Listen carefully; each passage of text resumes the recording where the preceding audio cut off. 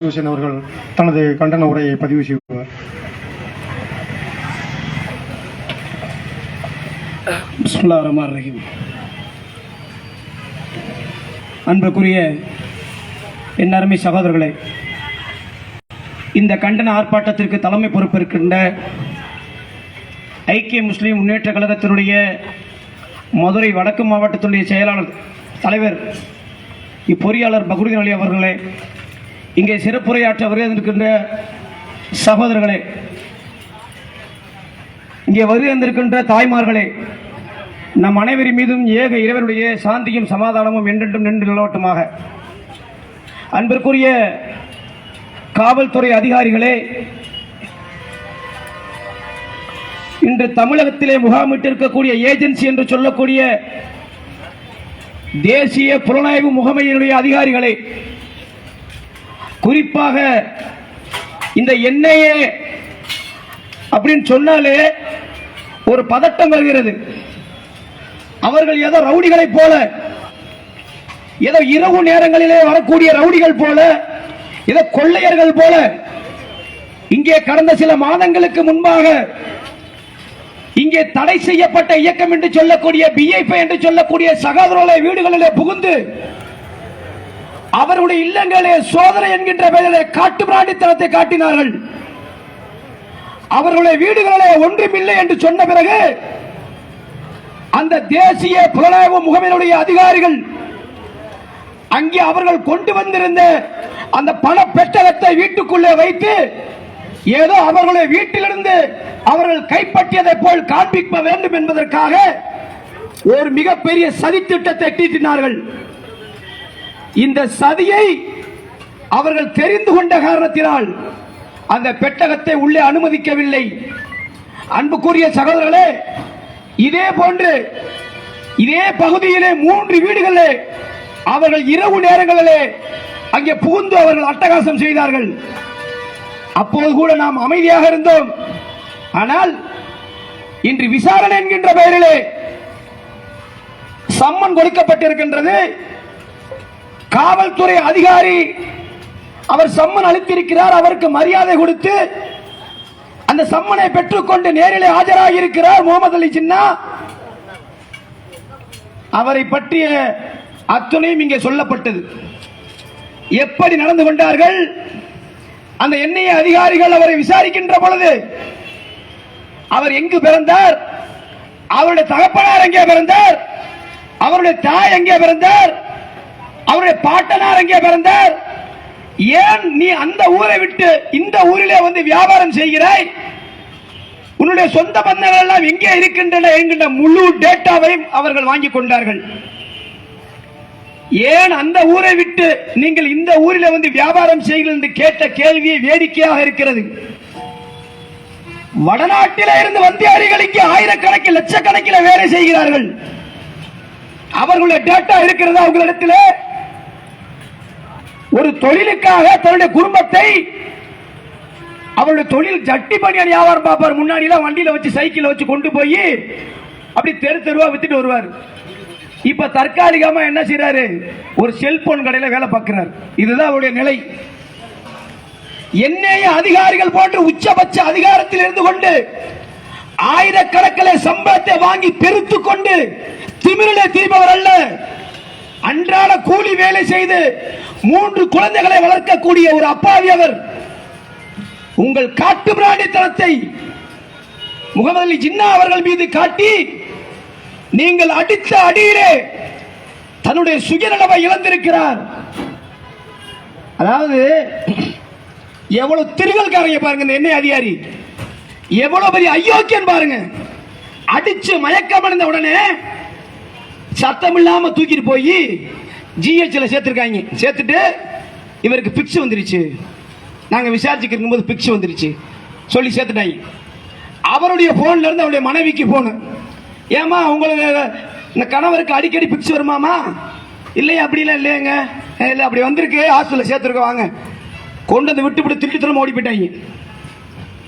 அவர் ஒரு நாள் முழுக்க சுயநலவை இழந்தவராக இருந்திருக்கிறார். மறுநாள் காலையிலே அங்கே மருத்துவமனையுடைய அதிகாரிகளிடத்தில் சொல்லி இருக்கிறார். என்ன நடந்தது என்று சொன்னால், இந்த மாதிரி அடிச்சாங்க, எப்படி அடிச்சாங்க, எத்தனை பேர் அடிச்சாங்கிற பூரா ரெக்கார்டா இருக்கு. நான் கேட்கிற என்னையே அந்த அதிகாரிகளே, உண்மையிலேயே உங்களுக்கு இந்த நாட்டின் மீது அக்கறை இருக்குமானால், இந்த தேசம் இந்த மண்ணிலே அமைதியாக இருக்க வேண்டும் என்று சொன்னால், அதற்காகத்தான் இந்த எண்ணெயை அமைத்திருக்கிறார்கள் என்று சொன்னால், கல்புருகிய கொன்றார்களை சுட்டு அந்த அயோக்கியர்களை நீங்கள் விசாரணை செய்திருக்கிறீர்களா? இங்கே அமித்ஷாவை கைது செய்ய வேண்டும் என்று வாரண்ட் கொடுத்தாரே லோயா, நீதிபதியுடைய மரணத்தில் மர்மம் இருக்கிறது. நீங்கள் அவர்களை விசாரிக்க முடியுமா? அது மட்டுமல்ல, இன்றைக்கு பத்திரிகையாளர் கௌரி லங்கேஷ் அவர்கள் படுகொலை செய்யப்பட்டார்களே, அவரை நீங்கள் விசாரிக்க முடியுமா? அந்த வழக்கை விசாரிக்க முடியுமா? இன்னும் சொல்கிறோம், கோவையுடைய கார் சிலிண்டர் இங்க வெடிப்பில் அவர் அண்ணாமலை சொன்னார், கார் குண்டு வெடிப்பு தீவிரவாதிகள் இருக்காங்கன்னு சொல்லிட்டு. தமிழ்நாட்டுடைய அமைச்சர் சொன்னார் செந்தில் பாலாஜி, கோவை காருடைய சிலிண்டர் குண்டு வெடிப்பிலே முதலிலே விசாரிக்கப்பட வேண்டியவன் அண்ணாமலை. பாஜகவினுடைய மாநில தலைவர் அண்ணாமலையைத்தான் இந்த எண்ணெயை முதலிலே விசாரிக்க வேண்டும் என்று சொன்னாரு. நீங்கள் உயிரோடு இருந்தீர்களா இல்லையா? ஒரு அப்பாவியை காட்டு விளையாடித்தனமாக அடிக்கக்கூடிய அயோக்கியர்களே, கார் குண்டு வெடிப்பிலே இங்க இருக்கக்கூடிய எண்ணெயை அண்ணாமலையை விசாரிக்க வேண்டும் என்று தமிழ்நாட்டுடைய அமைச்சர் சொன்னாரு. நீங்கள் பிணமாக இருந்தீர்களா? ஒரு அப்பாவியை போய் அடிச்சிருக்கீங்களே, உங்களால் நாங்கள் மேற்கோள் காட்டியவர்கள் எல்லாம் பிடித்து விசாரிக்க முடியுமா? அமித்ஷாவை விசாரிக்க முடியுமா? கல்புருகி கொலையை விசாரணை செய்ய முடியுமா? அதாவது இந்தியாவில் நடந்த குண்டுவெடிப்புகள் என்று சொல்லி ஒரு 7-8 குண்டுவெடிப்பு இருக்கு. இதில் கூட பல்கா செத்துருக்காங்க. மாலேகான் குண்டுவெடிப்பு, அஜ்மீர் தர்கா குண்டுவெடிப்பு, இன்னும் வடநாடுகளில் எத்தனையோ குண்டுவெடிப்பு நடந்தது. குண்டு வெடிக்கும், முஸ்லிம் 10 பேர் சாவான். அந்த வழக்கு யார் மேல? முஸ்லிம் மேலேயே போடுவான். இப்படியே நடந்து கொண்டிருக்கும் பொழுது ஒரு நேர்மையான அதிகாரியை போட்டார்கள். இதே தேசிய புலனாய்வு முகமைக்கு கற்கரை என்று சொல்லக்கூடிய நேர்மையான அதிகாரி வந்தார். அவர் பார்க்கிறாரு, குண்டி வெடிக்கிறது பள்ளியாசல்ல, சாவுறது பாய், திருப்பி வழக்கும் பாய் மேலையா, என்னடா நடக்குது இது? முழு விசாரணை நடத்தினார். விசாரணையுடைய நடுவிலே, விசாரணையுடைய கடைசி பக்கத்துக்கு வரும்பொழுது, இந்த குண்டு வெடிப்பை நடத்தியவர்கள் எல்லோரும் பார்ப்பன RSS பயங்கரவாதிகள், சத்பரிவார கும்பல்கள் என்று அவர் முடிவுக்கு வந்து ஆதாரங்களோடு பிராக் சிங் தாகூர் என்று சொல்லக்கூடிய ஒரு RSS பயங்கரவாதியை கைது செய்கிறார்கள். அன்புக்குரிய சகோதரர்களே, தமிழ்நாட்டில் அல்ல, இந்தியாவில் நடந்த அனைத்து குண்டு வெடிப்புகளுக்கும் RSS போன்ற பயங்கரவாத இயக்கம் தான் காரணம் என்று அவருடைய ரிப்போர்ட்ல சொல்லிட்டு வரிசையா கைது செய்யறாரு. என்ன செஞ்சாங்க தெரியுமா? அந்த RSS பயங்கரவாதிகள் இவரை இப்படியே விட்டோம் சொன்னா அமித்ஷா இல்ல மோடியை கூட தூக்கி ஜெயில வச்சிருவாங்க சொல்லி திட்டமிட்டு படுகொலை செய்தார்கள். திட்டமிட்டு தேசிய புலனாய்வு முகமையினுடைய தேசிய தலைவரை படுகொலை செய்தார்கள். தீவிரவாத தடுப்பு சட்டத்தினுடைய அதிகாரி, அவரு தடுப்பு படையினுடைய அதிகாரி. இந்த என்ஐஏ சொல்லக்கூடிய அதிகாரிகளே, உங்களுக்கு தைரியம் இருக்கும் என்று சொன்னால், இந்த தேசத்தை கட்டி காக்க வேண்டும் என்று அக்கறை இருக்கும் என்று சொன்னால், கற்கரையுடைய வழக்கை விசாரிக்க முடியுமா? அதில் சம்பந்தப்பட்ட அயோக்கியர்களை கைது செய்ய முடியுமா? எந்த ஒரு தைரியமும் இல்லாத கோடைகள் இந்த நாடு. தமிழ்நாடை பொறுத்தவரையிலே ஒரு தாயை இழந்துவிட்ட ஒரு குடும்பம் போன்று இருக்கிறது. 1000 கருத்து வேறுபாடுகள் இருந்தாலும் அம்மையார் ஜெயலலிதா அவர்கள் இந்த என்ஐஏ என்று சொல்லக்கூடிய இந்த தேசிய புலனாய்வு முகமைக்கு தமிழ்நாட்டை அமைப்பதற்கு இடமில்லை என்றார்கள். அலுவலகத்திற்கு அனுமதி இல்லை என்றார்கள். தமிழ்நாட்டில் ஆயிரக்கணக்கான இங்கே பிரிவுகள் இருக்கிறது. SIU இருக்கிறது, SIC இருக்கிறது, IS இருக்கிறது, ஆயிரக்கணக்கான உளவுத்துறை இருக்கிறது. இவர்கள் எல்லாம் முடியாமல் கண்டுபிடிக்க தெரியாமல் எங்கேயோ இருந்து வந்த ஒருத்தர் கண்டுபிடிச்சிருவானா? எங்களோடு நேருக்கு நேராக பழகக்கூடிய சகோதரர்கள், இங்கே காவல்துறை அன்பர்கள், இங்க இருக்கக்கூடிய எத்தனையோ IS அதிகாரிகள் மாறி இருக்கலாம். எங்களை பற்றிய முழு டேட்டாவும் அவங்ககிட்ட இருக்கு. நாங்க எந்த வன்முறைக்கு போக மாட்டோம். இந்த ஆர்ப்பாட்டம் கூட ஒரு சில நாட்களில் முடிவெடுத்து இருக்கின்றோம். ஏனென்று சொன்னால் CSR போடுவாங்க பாத்துக்குருவோம், CSR போடுவாங்க பாத்துக்குருவோம் அப்படின்னு சொல்லி, அப்படி இல்லை, நாங்கள் திட்டமிடல், ஒரு மிகப்பெரிய திட்டமிட்டு இந்த ஆர்ப்பாட்டத்தை நாங்கள் நடத்தி இருந்தோம் சொன்னா மதுரை ஸ்தம்பிக்க வச்சிருப்போம். வெள்ளிக்கிழமை தொழுதுட்டு போறப்ப அப்படி வாசல்ல உட்கார்ந்திருப்போம். தமிழ்நாடு ஸ்தம்பிச்சிருக்கோம். நாங்க கேட்கக்கூடிய கேள்வியதான், நாங்கள் உங்களை மதிக்கின்றோம். நாங்கள் மதிக்கக்கூடிய அதிகாரிகள் எங்களை மதிக்க வேண்டும். எங்களுடைய வரிப்பணத்தில் சம்பளம் வாங்கி உண்டு கொளுத்து திரியக்கூடிய எண்ணெய் அதிகாரிகளே, எங்களை எட்டி மிதிப்பீர்கள் என்று சொன்னால் அது சரியா வராது என்பதை நாங்கள் எச்சரிக்கையாக சொல்லிக் கொள்கிறோம். மாநிலத்துடைய உரிமையை பறிக்கிறார்கள், மாநில காவல்துறை உரிமையை பறிக்கிறார்கள். அவங்க தலையிட்டாங்கன்னா மாநில காவல்துறை எதுவுமே செய்ய முடியாதான். விசாரிக்க வரும்போது வீட்டுக்குள்ள வச்சு பூட்டி வச்சு என்ன செய்வீங்க? ரெண்டு அதிகாரி, எண்ணெய் அதிகாரி 2 பேரும் சட்டையை கட்டி உட்கார வச்சுட்டோம், என்ன செய்வீங்க? இந்த காவல்துறை அவங்களை காப்பாற்றணும். நாங்க தமிழ்நாட்டினுடைய காவல்துறை நம்புறோம், தமிழ்நாட்டினுடைய காவல்துறை நேசிக்கின்றோம். எங்கேயோ வடநாட்டில இருந்து எங்களை பத்தி தெரியாத ஒருத்தர் எங்களை அடிக்க வந்தான்னு சொன்னா வீட்டுக்குள்ள இழுத்து போட்டு பூட்டி வச்சிருவோம். அவர்களை காப்பாற்றுறதுக்கு தமிழ்நாட்டு காவல்துறை தான் வரணும். அன்புக்குரிய அருமை சகோதரர்களே, இது மட்டுமல்ல, NIA என்று சொல்லக்கூடிய அந்த பயங்கரவாத ஏஜென்சி நிச்சயமாக தமிழ்நாட்டில் வரக்கூடாது, அது கலைக்கப்பட வேண்டும். ஏனென்று சொன்னால் நம்ம நினைக்கிற மாதிரி அவங்க இல்ல. அவன் நம்மளை விசாரிக்கிறதுக்காக அவன் திட்டம் போட்டு முஸ்லிம்களை கருவறுக்க வேண்டும், இவர்களை குற்ற பரம்பரையாக ஆக்க வேண்டும் என்பதற்காகவே அமித்ஷா மோடியால் திட்டமிட்டு அனுப்பப்பட்ட RSS பயங்கரவாதிகள் தான் இந்த NIA அதிகாரிகள். நீங்கள் உண்மையிலேயே நாட்டை நேசிப்பதாக இருந்தால், இந்த நாடு அமைதியாக இருக்க வேண்டும் என்று சொன்னால், நாட்டு மக்கள் நிம்மதியாக வாழ்வதற்காகத்தான் நாங்கள் இருக்கிறோம் என்று சொன்னால், அண்ணாமலையை முதல்ல விசாரி. கோவை கார்குண்டு அந்த சிலிண்டர் வெடிப்பிலே முதல் குற்றவாளியாக இருக்கக்கூடிய அண்ணாமலையை இந்த NIA விசாரிக்க வேண்டும். அது மட்டுமல்ல, இந்த முகமது அலி ஜின்னாவை அடித்து துன்புறுத்திய அதிகாரிகள் மீது தமிழக காவல்துறை வழக்கு பதிவு செய்ய வேண்டும். அவன் அக்யூஸ்ட் தான். NIA அதிகாரி அத்துமீறி அடிச்சிருந்தானா அவன் அக்யூஸ்ட். இதுல என்ன இருக்கு? இதே நான் லேச தள்ளி விட்டுருப்பீங்களா? நீங்க எங்க ரோட்ல வரும்போது NIA அதிகாரியை தள்ளி விட்டு லேசா போலீஸ் விட்டுருமா? என்னை அடிக்க வந்தாரு, நான் தள்ளி விட்டுட்டேன், அவரை காவல்துறை விட்டு விடுவீங்களா? எங்களுக்கு ஒரு நியாயம், அவருக்கு ஒரு நியாயமா? அவன மனுஷன் தானங்க. வரம்பு மீறி அதிகாரிகள் மீது இங்க நடவடிக்கை எடுப்பதற்கு இங்க காவல்துறைக்கு ரைட்ஸ் இல்லையா? புகார் கொடுத்திருக்கோங்க. ஒரு வெள்ளை பேப்பர்ல எழுதி கொடுத்த நடவடிக்கை எடுக்க வேண்டியது உங்களுடைய கடமை. ஏன் நீங்க பயப்படுறீங்க? நீங்க NIA அதிகாரிகள் மீது சட்டப்படியான அந்த வழக்கை நீங்கள் போட்டாதான் NIA அதிகாரி பயப்படுவான். ஆகா, வடநாட்டு போலீஸ் மாதிரி தமிழ்நாட்டில் இல்ல, நமக்கு ஆப்பு வச்சுருவாங்க தமிழ்நாடு போலீஸ் பயப்படுவான். நீங்கள் அவர்களுக்கு பயந்தீர்கள் என்று சொன்னால் இது மாதிரி போராட்டங்கள் வருஷம் பூரா தொடர்ந்துகிட்டே இருக்கும். இப்ப நாங்க இங்க கத்திக்கிட்டு இருக்கோம், நாளைக்கு என்ன செய்வோம்? தலைமைச் செயலகத்தை முற்றுகையிடுவோம்.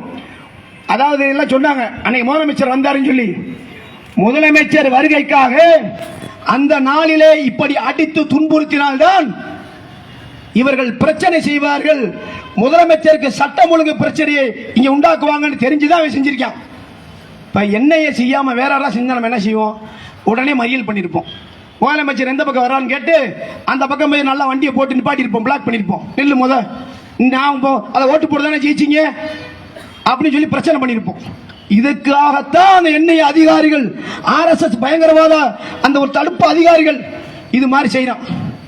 அன்புக்குரிய சகோதரர்களே, NIA அதிகாரிகள் மீது தமிழக காவல்துறை உடனடியாக வழக்கு பதிவு செய்து அவர்கள் மீது நடவடிக்கை எடுக்க வேண்டும் என்ற அந்த கோரிக்கை வைக்கின்றோம். இன்னொரு கோரிக்கை வச்சிருக்கோம். தமிழகத்துடைய முதல்வர் அவர்களே, சிறைச்சாலையிலே 10 ஆண்டு காலத்திற்கு மேலாக தங்களுடைய வாழ்வை அர்ப்பணித்து இருக்கக்கூடிய சிறைவாசிகளை விடுதலை செய்யுங்கள். அண்ணா பிறந்த நாள் என்று நீங்கள் கொடுத்த வாக்குறுதியை நீங்கள் நிச்சயமாக செய்வீர்கள் என்று நாங்கள் இன்னும் நம்புகிறோம். ஒரு முக்கியமான விஷயங்க, அதை சொல்லிடுறேன். இஸ்லாமிய சிறைவாசி மட்டும்தாங்க பணமா வெளியே வர்றான். நல்லா கவனிச்சு பாருங்க. சிறைச்சாலையில என்ன நடக்கிறது? சிறைச்சாலைகளிலே மத்திய அரசுடைய கட்டுப்பாட்டில் இருக்கக்கூடிய அனைத்து சிறைச்சாலைகளும் என்ன நடக்கிறது? ஸ்லோ பாய்சன் வைக்கிறீங்களா? ஏங்க வரிசைய பணமா வர்றாங்க வெளியே. ராஜீவ் காந்தி இந்தியாவுடைய பிரதமரை கொண்டாம் பாருங்க, வெடிகுண்டு வைச்சு கொண்டாங்களே, அவங்க எல்லாம் வெளியே வந்துட்டாங்க. மாப்பிள்ளை மாதிரி பூரா பொண்ணு பார்த்து கல்யாணம் முடிச்சிருக்காங்க. அந்த அம்மா வந்து ஜெயில இருக்கு, மகள் லண்டன்ல படிக்குது. தமிழர்கள், ஏன்னா நம்மள எந்த ஊரும் தெரியல, அந்த தமிழர்கள்லாம் வெளியே வரும்போது மகள் லண்டன்ல படிக்குது, மற்றவங்க எல்லாம் புது மாப்பிள்ளை வந்து கல்யாணம் முடிச்சிருக்காங்க. ஆனால் இஸ்லாமிய சிறைவாசிகள் மாத்திரம் எப்படி அவர்கள் பிணமாக வெளியே வருகிறார்கள்? தமிழக அரசுக்கு பதில் சொல்லணும். மு.க. ஸ்டாலின் பதில் சொல்லணும். என்ன செய்றீங்க சிறைச்சாலையிலே? அதாவது நீங்க வந்து எது வந்தா சாக்கடிக்கிறீங்களா? எல்லா பேருக்கு கிட்னி போயிருக்கு, எல்லா பேருக்கு ஹார்ட் பேஷண்டா இருக்கான், அல்லது அவர்களுக்கு ஒழுங்கான மருத்துவம் தரவில்லையா? இதற்காக ஒரு கமிஷன் அமைக்கணும். சிறைச்சாலையிலே நாங்கள் இது போட்டு ஒரு ஆடியோ போட்டிருக்கோம். அதான் தமிழ்நாட்டில் இருக்கக்கூடிய அனைத்து சிறைச்சாலைகளும் எத்தனை முஸ்லிம் சிறைவாசிகள் இருக்கிறார்கள், எத்தனை பேர் செத்து இருக்கான், அவன் என்ன நோயில செத்து இருக்கான், எங்களுக்கு மிகப்பெரிய சந்தேகமா இருக்கு. இஸ்லாமிய சிறைவாசிகள் மாத்திரம்தான் பிணமாக வெளியே வருகிறார்கள். பல ஆண்டுகளை கடந்திருக்கிறார்கள். அன்புக்குரிய முதல்வர் அவர்களே, உங்களுக்கு ஒரு வேண்டுகோளாக வைக்கின்றோம். அவர்கள் இறுதி கட்ட நாளிலே இருக்கிறார்கள். 2 கிட்னியை போய் சாக பிழைப்பதற்காக இருக்கிறார்கள். இறுதியில் அவருடைய மனைவியுடைய மடியிலே அவர் தன்னுடைய உயிரை விடட்டும், தன்னுடைய மகளுடைய மடியிலே அவர்கள் வந்து விடட்டும் உயிரை. நீங்கள் அநியாயமாக அவர்களை சிறைச்சாலையில கொண்டு பிணமாக வெளியே அனுப்பாதீர்கள். ஆயிரக்கணக்கான பேர் வெளியே வந்துட்டான். மிக லீலாவதியை கொண்டு வெளியே வந்துட்டான். மிகப்பெரிய கொடுக்கோளர்கள் 10 ஆண்டு காலத்தில் வெளியே வந்துட்டார்கள். இஸ்லாமிய சிறைவாசிகளை மாத்திரம் நீங்கள் வஞ்சிப்பது நியாயமாக இருக்காது. அது மாத்திரமல்ல, உச்ச நீதிமன்றத்திலே தமிழக அரசுடைய அந்த மனுவிலே நீங்கள் சொல்லி இருக்கிறீர்கள், சிறைச்சாலையில் இருக்கக்கூடிய இஸ்லாமியர்களுக்கு எந்த விதமான சலுகையும் அரசு வழங்கக்கூடாது, நீதிமன்றம் வழங்குவதற்கு உத்தரவிடக் கூடாது என்று நீங்கள் சொல்லி இருக்கிறீர்கள். அதை நீங்கள் மறுபரிசீலனை செய்ய வேண்டும். சிறைவாசிகளுடைய விஷயத்திலே நீங்கள் ஒரு மென்மையான போக்கை கடைபிடியுங்கள். அவர்களுடைய அந்த குழந்தைகளை பாருங்கள், அவருடைய பிஞ்சு குழந்தைகளுடைய முகத்தை பாருங்கள். பல பேர் வழி தவறி விட்டார்கள், பல குடும்பங்கள் நாசமாக போய்விட்டது. நீங்கள் இதற்கு மேலும் அமைதி காத்தீர்கள் என்று சொன்னால் உங்களுடைய வாக்குறுதி பொய்யாகிவிடும். அடுத்த தேர்தல் வருகிறது, நீங்கள் நினைத்துக் கொள்ளுங்கள், எங்களுடைய தாய்மார்களை நாங்கள் தெருவிலே சாக விட்டு நாங்கள் பிரியாணி சாப்பிட மாட்டோம். நீங்க அடுத்த தேர்தலுக்குள்ள சிறைவாசிகளுடைய விஷயத்தில் முடிவெடுக்கவில்லை என்று சொன்னால் நிச்சயமாக தமிழக முதல்வர்களே, நீங்கள் மதுரைக்கு வந்தால், தமிழ்நாட்டில் எந்த மூலைக்கு வந்தாலும் சரி, உங்களை தடுத்து நிறுத்துவோம் என்று கூறி வாய்ப்புக்கு நன்றி கூறி விடைபெறுகிறேன். வாகிர்தவனாரமுத்துல்லாஹி